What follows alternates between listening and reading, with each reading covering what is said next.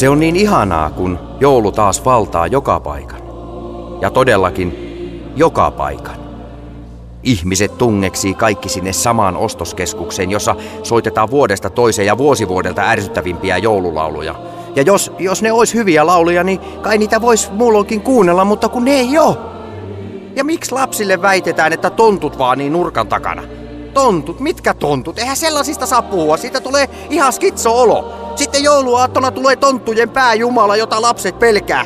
Ja sitten kun ne lapset sekoo jo lapsina, niin sittenhän niistä tulee hulluja aikuisia. Ja sitten aloittaa sotia ja ampuu sen ydinpommin ja sit vasta ihan varmana kaikki kuolee. Ja sitten on muka sit kaikilla varmaan niin kamala hauskaa. Häh?